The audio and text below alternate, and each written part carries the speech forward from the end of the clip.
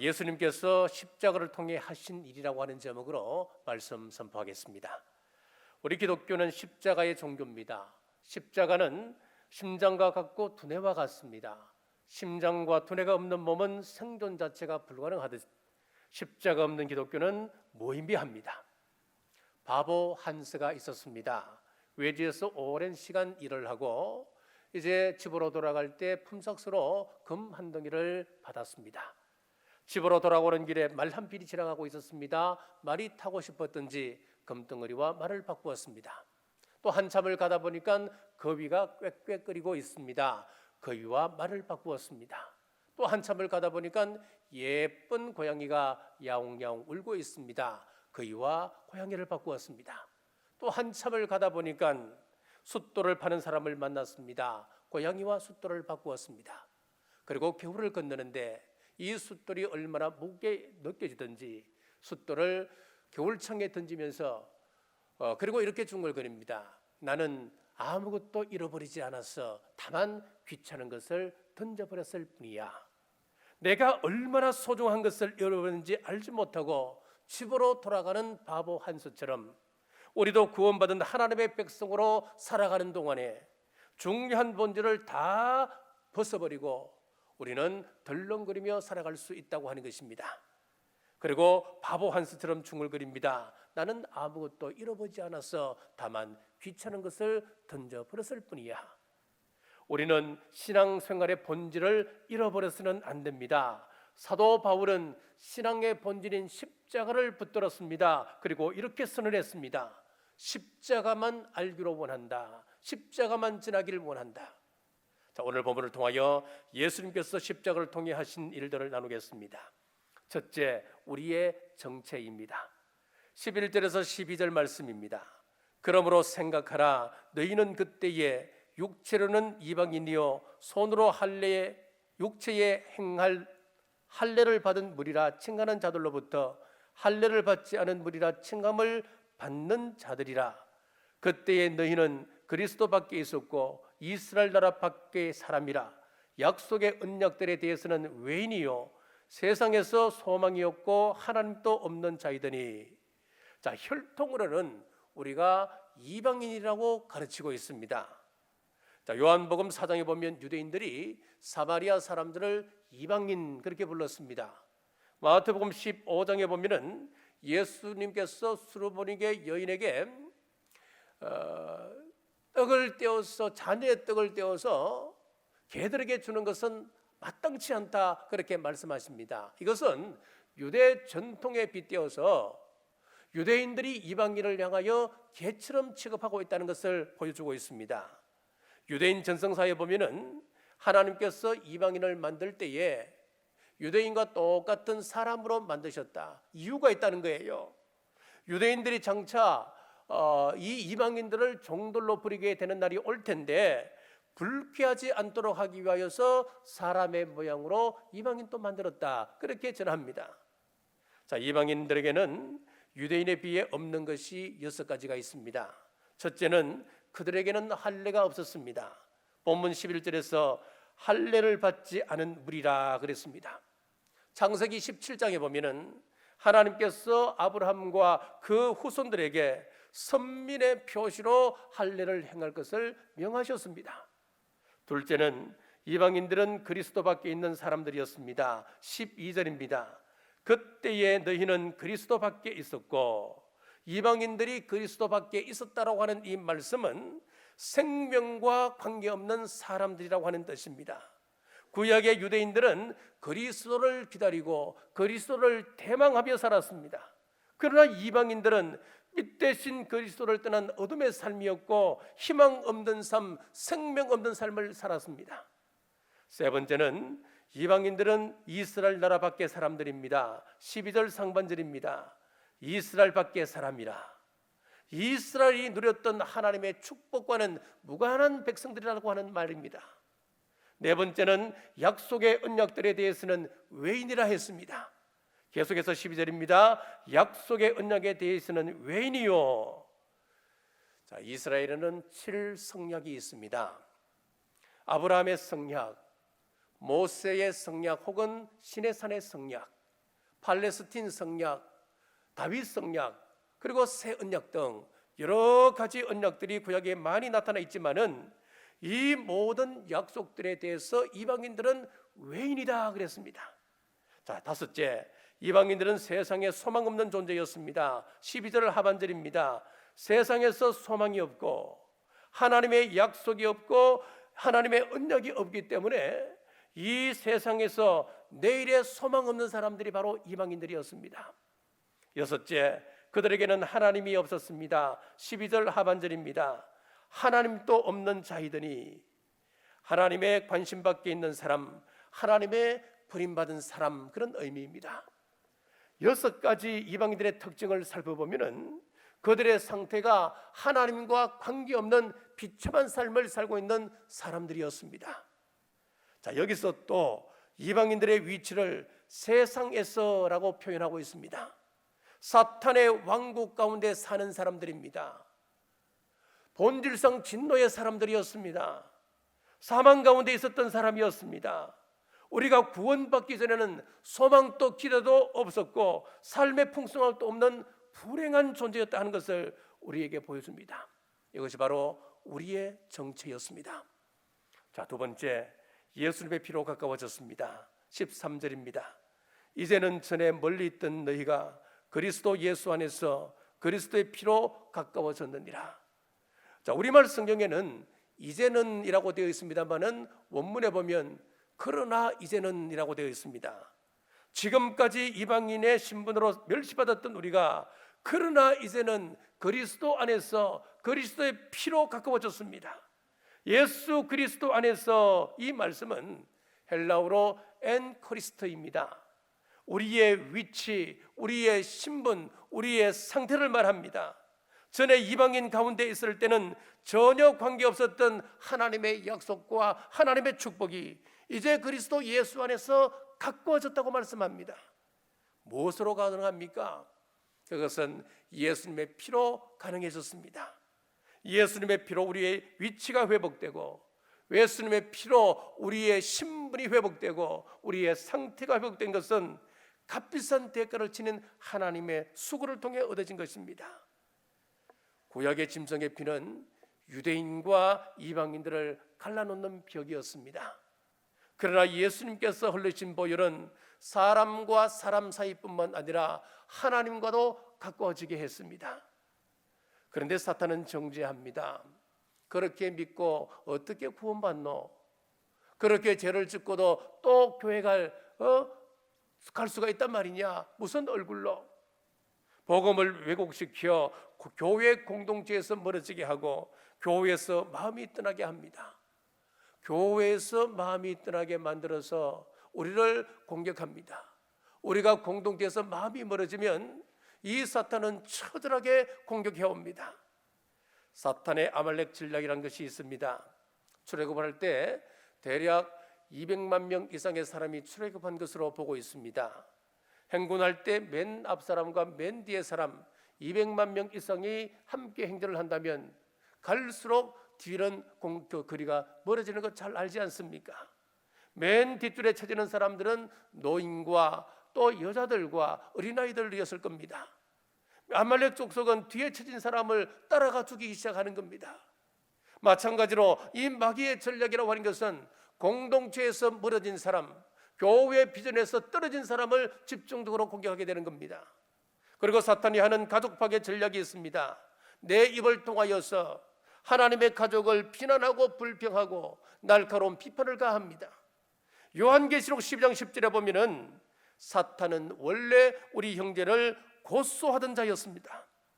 그러니까 우리가 우리 교회, 우리 공동체, 우리 가족을 비판할 때에 우리는 사탄에게 속아서 그 일을 대신하는 꼴이 되고 마는 것입니다. 우리는 다른 교우들과 아무리 다른 의견을 가지고 있다 할지라도 그는 적이 아니라 예수님의 피로 가까워진 형제가 된 사람들입니다. 그러므로 누구를 비난하는 말을 듣거든 그 소리를 듣지 마십시오. 새들백 교회 릭 오렉 목사님이 목적이 이끄는 삶에서 이런 재미난 이야기를 했습니다. 험담과 비난과 불평에 귀를 기울이는 것은 훔친 물건을 받는 장물아비와 같다라고 했습니다. 비난하고 험담하는 사람들은 당연히 나쁘고 그 이야기를 듣고 동조하는 사람도 나쁘다는 겁니다. 들어주니까 자꾸 불평하는 겁니다. 그래서 잠언 17장 4절에 보면은 악을 행하는 자는 사악한 입술이 하는 말을 잘 듣고 거짓말을 하는 자는 악한 여가 하는 말에 귀를 기울이느니라. 무슨 말입니까? 끼리끼리 모인다는 그 말입니다. 그러므로 교회 안에서 험담하고 형제를 비난한 자가 있으면 우리는 지혜롭게 그 입을 막고 긍정적이고 선한 방향으로 그들을 이끌어 나가야 합니다. 왜 그렇습니까? 험담하는 그들도 예수님의 피로 사신 형제이고 가족이기 때문에 그렇습니다. 아무런 생각 없이 내 기분, 내 느낌, 내 감정대로 내뱉은 한마디 말이 상대방에는 아픈 상처가 될 수도 있습니다. 그래서 사도 바울은 공동체 안에서 성도를 대할 때에 늙은이에게는 아버지, 어머니처럼 대하고 젊은이들에게는 형제 자매처럼 대하라 말씀했습니다. 또한 공동체를 세워가기 위해서는 서로 연약한 지체를 용납하는 법을 우리는 배워야 합니다. 교회나 구역 안에는 서로 어울리기 어려운 사람들이 있습니다. 말을 함부로 하는 사람, 이웃의 약점을 잘 펴는 사람들, 그리고 잘 전달하는 사람들, 감정적으로 안정되지 못한 사람, 남들과 어울리는 기술이 부족한 사람들, 바로 이들이 하나님의 은혜와 우리의 돌봄이 필요한 사람들입니다. 특별히 공동체 안에 부모된 사람들, 구역장들이나 임원들은 가족관계에 상처를 내는 찌꺼기들을 잘 처리하는 법을 배워야 합니다. 월라드 F 할리라고 하는 사람이 러브 버스트라고 하는 책에서 행복이라고 하는 것은 고기를 잡는 그물과 같다라고 이야기를 했습니다.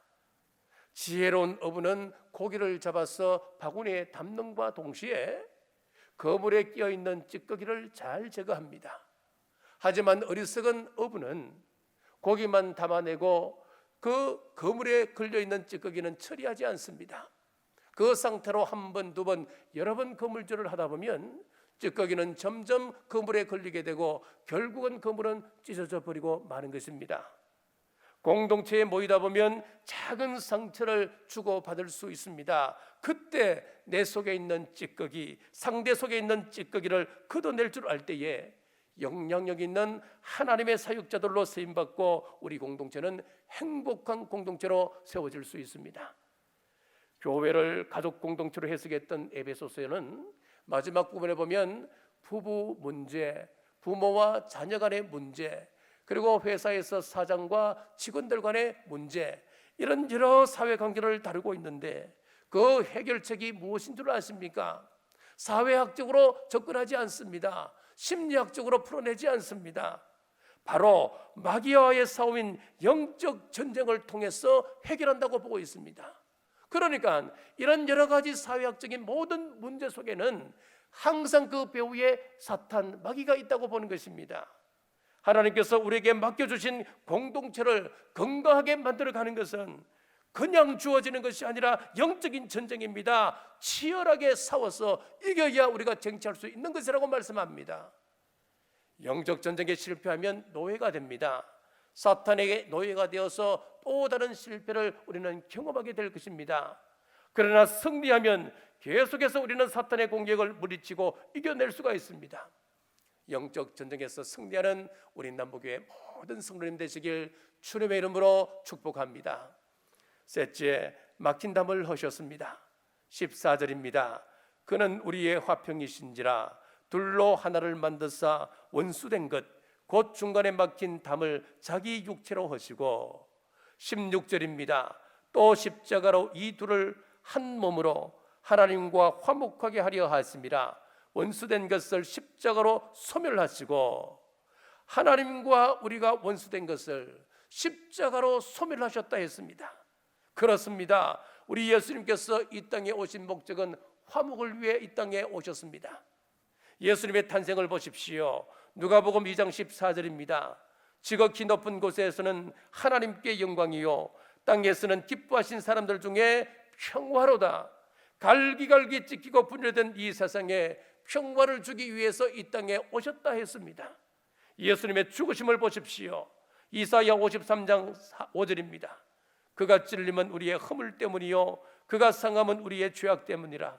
그가 징계를 받음으로 우리는 평화를 누리고 십자가의 징계를 받으심으로 우리에게 평화를 선물로 주셨다는 겁니다. 예수님의 부활도 보십시오. 마태복음 28장 9절입니다. 예수께서 그들을 만나 이르시되 평안하냐 하시거늘. 무엇입니까? 예수님께서 제자들을 보시고 제일 먼저 관심을 기울이신 것이 뭡니까? 너들이 평안하냐? 평안을 물으셨습니다. 자, 그런데 우리의 마음에는 평안을 찾기가 어렵습니다. 교회 안에서 한번 싸움이 일어나면 다시 화합할 방법이 없다고 하는 말을 많이 듣지요. 역사적으로도 종교전쟁이 가장 치열하고 가장 비참했습니다. 30년간 싸우기도 합니다. 무시무시합니다. 잘못된 아집, 그리스도 없는 사람들이 자기 교리를 가지고 상대를 정죄하고 원수로 삼아 살아가는 것, 그것은 주님의 제자의 삶이 아닙니다. 14절을 보시면 막힌 담을 말씀하셨는데 당시에 성전에서조차 이방인의 뜰과 유대인의 뜰로 나누어져 있어서 이방인과 유대인은 도저히 하나 될 수 없는 사이였습니다. 그래서 15절입니다. 법조문으로 된 계명의 율법을 폐하셨으니 이는 이둘로 자기 안에서 한 세 사람을 지어 화평하게 하시고. 자, 왜 구약의 이스라엘 사람들은 이방인들과 원수가 될 수밖에 없었습니까? 이것은 법조문 때문이었습니다. 이것은 모세 율법 안에 있는 것들인데 그 율법을 크게 세 가지로 나눌 수가 있습니다. 도덕법과 시민법, 그리고 의식법이 있었습니다. 첫 번째 이 도덕법이라고 하는 것은 십계명을 이야기합니다. 십계명을 크게 두 가지로 나눌 수가 있죠. 먼저는 하나님과의 관계, 두 번째는 사람과의 관계입니다. 이 법은 신약 시대를 사는 우리에게도 그대로 유효하고 하나님 나라 가는 그 시간까지 변치 않는 것이 도덕법이고 하나님의 계명입니다. 십계명입니다. 자, 두 번째는 시민법이 있습니다. 백성의 질서와 안녕을 위해서 세워놓은 법들입니다. 자, 출애굽 당시에 이스라엘 백성들의 상태는 노예 상태였습니다. 이 사람들은 자유를 알지 못합니다. 이 사람들을 세워서 하나님 나라 백성으로 삼기 위해서는 강력한 법이 필요했습니다. 그래서 모세는 이에는 이, 눈에는 눈, 자, 이렇게 강력한 법을 세웠습니다. 자, 그런데 우리 예수님께서는 악한 자를 대적하지 말라고 새로운 법을 제시하셨습니다. 자, 이렇게 사람과 사람과의 관계 속에서 질서를 유지하기 위해서 그 시대에 맞게끔 변할 수 있는 것이 바로 시민법이라고 하는 겁니다. 자, 세 번째는 의식법이 있습니다. 예를 들어 제사 방법이라든지 또 할례의 방법이라든지 이런 여러 가지 정결법이 포함이 됩니다. 정결해지기 위해서 이스라엘 백성들은 돼지고기를 먹지 않았습니다. 비늘이 없는 물고기를 먹지 않았습니다. 이렇게 구약시대는 많은 정결법을 만들어서 공동체를 지켜나갔습니다. 그러나 신약에는 이것이 바뀝니다. 요즘 우리 주변에 보면은 안식교 교인들이 종종 보이지요. 그 사람들은 토요일 안식일을 지킵니다. 그리고 레위기에 나와 있는 음식 규례를 철저하게 지킵니다. 그리고 지키지 않는 우리를 향하여 뭐라고 이야기하느냐? 이방인이다, 그렇게 이야기를 합니다. 또 한국의 어떤 이단은 예수님께서 유월절을 지켰으니까 우리가 유월절을 지켜야 구원받는다. 그래서 요즘 또 한국 땅에서 이것을 믿는 이단들은 유월절이 되면 양을 잡는 그런 이단이 있습니다. 또 할례가 있습니다. 우리는 할례를 받을 필요가 없습니다. 하나님께서 할례를 주신 것은 할례에 담긴 의미가 중요한 것이지 할례를 받았다고 그 자체가 그 사람을 의롭게 하는 것이 아닙니다. 자, 이런 율법의 전통 아래에 자연스럽게 유대인들이 중요하게 생각하는 것들이 생겼습니다. 그것은 바로 안식일과 음식 규례와 그리고 할례 문제였습니다. 이것들을 그들은 생명처럼 여기게 되었습니다. 그러나 안식일 규례를 우리 예수님께서 깨뜨려 버리십니다. 유대인들은 안식일이 되면 오리 이상을 걸을 수가 없습니다. 일을 할 수가 없는 겁니다. 심지어 엘리베이터를 타야 되는데 엘리베이터 버튼을 누르면 되지 않지 않습니까? 그런데 버튼을 누르는 것 그 자체가 일이라고 생각하기 때문에 그 사람들은 안식이 되면 버튼을 누르지 않습니다. 누군가가 그 버튼을 눌러줄 사람이 올 때까지 그 엘리베이터 앞에서 기다리는 거예요. 10분이고 20분 기다리는 겁니다. 그런데 우리 예수님께서 안식일의 주인은 인자다 말씀하시면서 안식일 날 병자를 고치셨습니다. 제자들은 밀밭을 지나가며 그 허기를 달래기 위하여 밀을 꺾었습니다. 그리고 그것을 비벼 먹었습니다. 안식일에 밀 이삭을 잘랐으니 추수하는 것이고 그것을 비벼서 먹었으니까 이것은 탈곡하는 행위가 되는 거예요. 일이 되는 거예요. 음식 규례는 베드로가 깼습니다. 사도행전 10장에 보면은 환상 가운데 비몽사몽간에 하늘에서 음성이 들리고 무언가 자루가 내려옵니다. 그리고 이것을 먹으라 했습니다. 돼지를 먹으라는 겁니다. 나는 정결한 사람이기 때문에 이 돼지를 먹을 수 없습니다. 하늘에서 또 음성이 들립니다. 베드로야, 내가 그것을 깨끗게 하였느니라, 먹으라. 비몽사몽간에 그 돼지를 받아 먹습니다. 이것은 유대 사회의 충격적인 그런 사건이었습니다. 그리고 할례는 바울이 깨버립니다. 빌립보 3장에 보시면 바울이 개들을 조심하라 그랬습니다. 지금까지는 유대인들이 이방인을 향하여 개라고 했습니다. 그런데 사도 바울은 도리어 이방인들을 향하여 유대인들을 개라고 이 지칭을 하는 겁니다. 육체의 할례는 받았지만은 그 중심에는 개 같은 더러운 것으로 가득 차 있다는 것입니다. 내용 없는 형식은 아무 의미가 없습니다. 우리 예수님은 복음으로 법조문으로 된 법들을 폐지시켰습니다. 그런데 오늘날 교회 안에서 내가 규례를 만듭니다. 통성기도를 하는 교회에 가서 혼자 조용히 기도하면 죄인 취급해버립니다. 반대로 조용히 묵상하는 교회에 가서 혼자 방언으로 기도하고 큰 소리로 통성으로 기도하면 그 사람은 눈총 받습니다. 시끄럽다 정죄받습니다.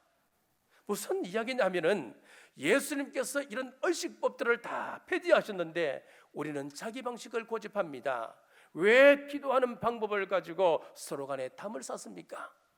지금이야 교회에서 기타로 찬양 인도하는 건 자연스럽습니다만은 초창기에 기타가 교회에 들어올 때는 그것이 사탄 음악이라고 얼마나 많은 비난이 있었습니까? 중세 때 교회에서 피아노 치는 것이 복음적이냐 복음적이지 않느냐 이것 가지고 교파가 갈라지기도 했습니다. 오르간도 마찬가지입니다. 오르간은 처음에 술집에서 사용하던 그런 악기였습니다. 이런 술집의 악기를 거룩한 성전에 설치할 수 있느냐 없느냐 이것이 논쟁거리가 되었습니다. 박수 치는 것이 성서적이냐 비성서적이냐 싸울 때도 있었습니다. 어떤 사람은 율동을 좋아해야 마음의 은혜가 되고 성령님이 임한 것처럼 생각하는 사람이 있는가 하면은 어떤 사람은 점잖게 예배하기를 좋아하는 겁니다. 어떤 사람은 세례를 이야기하고 어떤 교단은 침례를 이야기합니다. 또 침례로는 부족하다. 의미 없이 받았던 침례는 의미 없으니까 다시 세례를 받아야 된다. 재침례파가 생겼습니다. 자, 이것 가지고 2단, 3단 논쟁을 벌이면서 수많은 사람들이 죽어갔습니다. 순복음 교회 가면 거기에 맞는 방법으로 하고 장로교회 오면 조용한 방법으로 같이 어울릴 수 있어야 됩니다. 이 교회 사람들은 소리내서 기도하지 않네. 이 교회 사람들은 다 죽었어. 형편없는 사람이라고. 방언도 못하는 구원 없는 사람이라고. 영적으로 우월의식을 가진다면 이것은 하나님께서 원하시는 것이 아닙니다. 사랑하는 여러분, 우리가 조심할 것은 서로 담을 만들어서는 안 됩니다. 주님 오셔서 맡긴 담을 하셨습니다. 자기 스타일 고집하면 안 됩니다. 자기 검을 그어놓고 나와 같지 않다고 정죄하고 비난하는 것은 잘못입니다. 사도 바울은 고백합니다. 유대인들에게 가면 내가 할례 받은 사람처럼, 이방인에게 가면 내가 할례 받지 못한 사람인 것처럼, 지식인들에게 가서는 내가 지혜 있는 것처럼, 무식한 사람들 앞에서는 내가 마치 아무것도 모르는 사람처럼 한다 했습니다. 복음 때문에 내가 그 사람을 얻기 위하여 나의 것을 포기할 줄 아는 사람, 부도덕한 것이나 우상숭배가 아니라면, 종교다운주의나 세속주의가 아니라면 주님을 위하여 협력할 수 있는 그 사람이 참 복음의 사람입니다. 이 마음으로 주님의 몸된 교회를 세우고 이웃을 섬기시길 주님의 이름으로 축복합니다. 우리는 주님의 피로 하나님과 가까워졌습니다. 막힌 담은 흘리고 이웃과는 하나가 되었습니다. 그러나 사탄은 방해합니다. 갈등을 일으킵니다. 미워하게 합니다. 이것은 영적인 전투이기 때문에 그렇습니다. 그때 막힌 담을 흘신 우리 주님의 십자가 의지하여 영적 전투에서 승리해 나가는 사순절 기간 되시길 주님의 이름으로 축복합니다. 기도하겠습니다. 사순절 넷째 주일을 보내며 주님 하신 일을 나누게 하심 감사합니다. 주님 오셔서 막힌 담을 허셨습니다. 하나님과 가까워지게 했습니다. 그 은혜로 불평하고 원망하며 시기 질투하며 비난을 일삼던 내 입술이 하나님의 가족을 세우는데 서임받도록 우리 입술에 파수꾼을 세워 주옵소서. 지금 온 땅이 역병으로 인하여 걱정하며 고통 가운데 있습니다. 우리가 함께 모여 예배할 날이 속히 임할 수 있도록 이 역병이 속히 지나가도록 긍휼 베풀어 주옵소서. 특별히 환자들을 위로하시고 속히 치유의 은혜를 베푸시옵소서. 환자를 돌보는 의료진과 방역 담당자들에게 힘과 용기를 주시고 건강도 지켜 주옵소서. 우리 모든 성도들은 사람과 사람 사이에 벽을 쌓는 어리석음을 피하게 하시고 단절과 대립을 벗어나서 사람과 협력의 길로 나아가게 하옵소서. 함께 모이지는 못하지만 각 주소에서 가정 예배를 드리는 우리 온 성도님들 예배 기쁨이 충만케 하시옵고 우리 자녀들도 믿음의 큰 장부로 자라게 은혜 부어시옵소서. 이 시간 감사 예물을 올립니다. 마음을 다하여 올리는 11조를 비롯한 여러 모양으로 드리는 예물 받으시옵소서. 물질에 대한 청기사면 잘 감당하여 세상 속에서 힘 있는 삶 살게 하시고 우리 성도들의 가정과 사업을 번성케 하셔서 하나님 영광 위하여 마음껏 사용케 하옵소서. 어려운 중에도 여러 모양으로 봉사하는 손길들이 있습니다. 이름도 빛도 없이 주님받드는 모든 손길 받으시고 세상에 살면서 물질 때문에 고통당하지 않게 하시고 시험에 들지 않게 하여 주옵소서. 마태복음 10장 기도합니다. 마태복음 10장 7절 우리 남부교회 성도들 천국 가게 하여 주옵소서. 마태복음 10장 8절 천국 가는 그날까지 건강을 지켜 주옵소서. 역병으로부터 지켜 주옵소서. 마태복음 10장 12절 가정과 직장과 생업에 평안을 주옵소서. 이제 세상으로 나갑니다. 하나님의 얼굴로 하나님의 대행자로 진리의 빛으로 살게 하시고 세상에 희망되게 하여 주옵소서. 이제는 우리 주 예수 그리스도의 은혜와 우리 하나님 아버지의 무한하신 사랑과 성령님의 감동 감화 유리교통 충만하심이 오늘 주신 말씀 앞에 순종하기로 결단하는 주의 온 권속들과 각 가정과 직장과 생업 위에 지금부터 영원토록 함께 하시길 간절히 축원하옵나이다.